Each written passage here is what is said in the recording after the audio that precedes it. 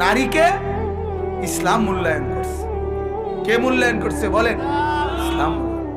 কোরআন দামি বানাইছে, রাসূলুল্লাহ সাল্লাল্লাহু আলাইহি সাল্লাম দামি বানাইছে, নবী সাল্লাল্লাহু আলাইহি সাল্লাম দামি বানাইছে। এজন্য ইসলামকে বাদ দিয়ে বেপরদিগি পড়ালেখা করতে মানা নাই। এখনো আমার দেশের জেনারেল শিক্ষিত কোন নারী হযরতে আয়েশা রাদিয়াল্লাহু তাআলা আনহার মতো জ্ঞানী এখনো হয় নাই। এখনো হয় নাই বেটা, এখনো হয় না।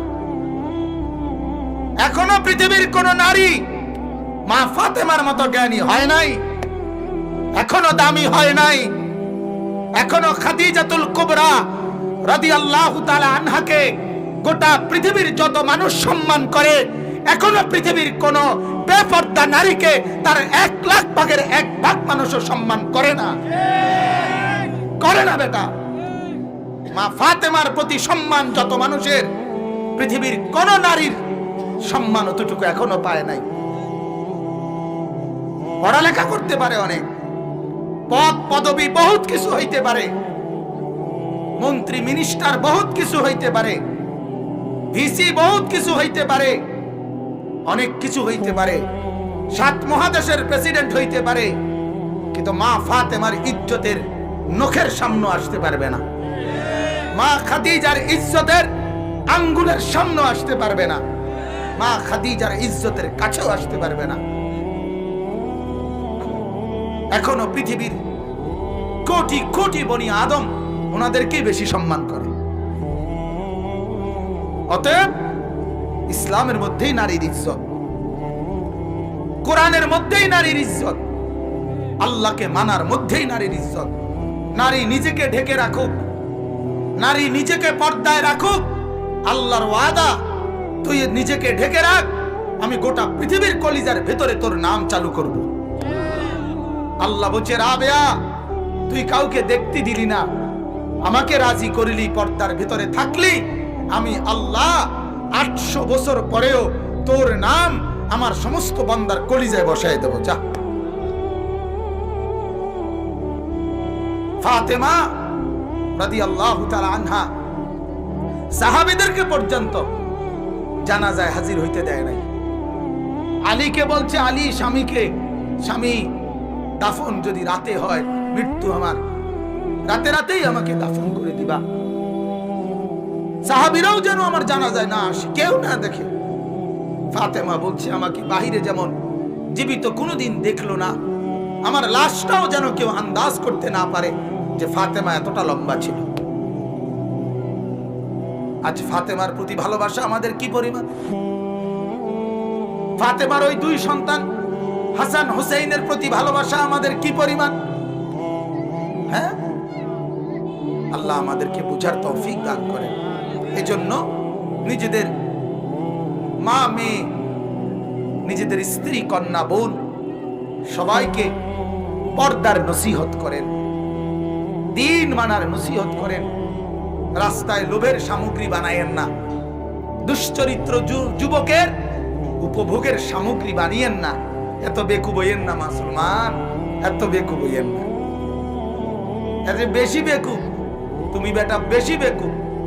তোমার মেয়ে 1000 ছেলে, নষ্ট ছেলে, দুশ্চরিত্র বখাটে তোমার মেয়েরে দেখে ফুর্তি করে, মজা পায়, আর তুমি বাপ বাইচা রইছ।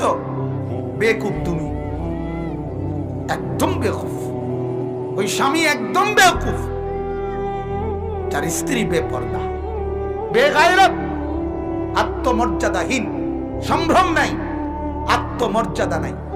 আরেক হাদিস বলি, রাসূলুল্লাহ সাল্লাল্লাহু আলাইহি সাল্লামের এক সাহাবী হযরত সাদ ইবনে আবি ওয়াক্কাস রাদিয়াল্লাহু তাআলা আনহু বলেন, আমি যদি জীবনে কোনোদিন দেখি আমার বিবির সাথে কোনো পর পুরুষ একান্তে কথা বলতেছে, হযরতে সাদ বলে, সাথে সাথে আমার গায়রত আমাকে বলে, আমি তার কল্লা গর্দান উড়ায় দেব। আল্লাহর নবী শুইনা বলছে, সাদ, এই গায়রত, এই আত্মমর্যাদা যদি তোমার থাকে, আল্লাহর কসম আমি মুহাম্মদের আত্মমর্যাদা এর চাইতে বেশি। এরপরে নবী বলে, সাদ, আমার আত্মমর্যাদা যদি তোমার চাইতে বেশি হয়, আমার আল্লাহর আত্মমর্যাদা তার চাইতে বেশি। অতএব আমার আল্লাহ কোনো ফাহেশা, এটা বলছে এই কারণে আমার আল্লাহ কোনো ফাহেশা অশ্লীল নারীকে জান্নাতের ঘ্রাণ শুনতেও দিবে না। এটা হাদিস। কেন দিবে না? আল্লাহর রাসূল বলছে ফাহেশা নারী, বেহায়া নারী, বেপরদা নারী জান্নাতের ঘ্রাণও পাবে না। ঘ্রাণ লা তাজিদু রাইহাতাল জান্নাহ, জান্নাতের ঘ্রাণও পাবে না। এই যা ভাতে খাইলো তাও কোনো আজারে তো খাইতে আসছে না, রাইন্দে খাইছে। কি আজারে কি আর খাইছে? রাইন্দেই তো খাইছে, কুটে কাটতে বহুত মেহনত করে বাদ দুঃখে খাইছে। আর কিটা? আল্লাহ আমাদেরকে বুঝার তৌফিক দান করুক। তাইলে সূরাতুন নিসা, এই সূরাটার নাম মনে আছে তো? দ্বিতীয় কথা হলো এবার তিনটা আয়াত। এবার আয়াতগুলোর তরজমা শুনেন।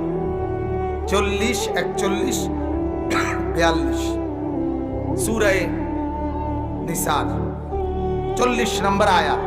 আল্লাহ পাক রব্বুল আলামিন বলতেছেন, ইন্নাল্লাহা লা ইয়াযলিমু মিসকালা যাররা।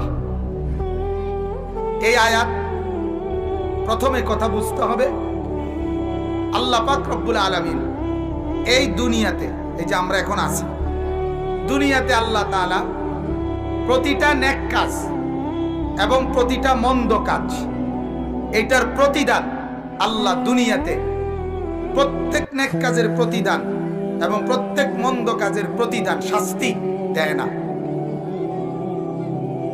বুঝেন নাই কথাটা? প্রত্যেকটা নেক কাজের প্রতিদান দুনিয়াতেই দেয় না, প্রতিটা অপরাধের শাস্তি দুনিয়াতেই কি করে না, দেয় না।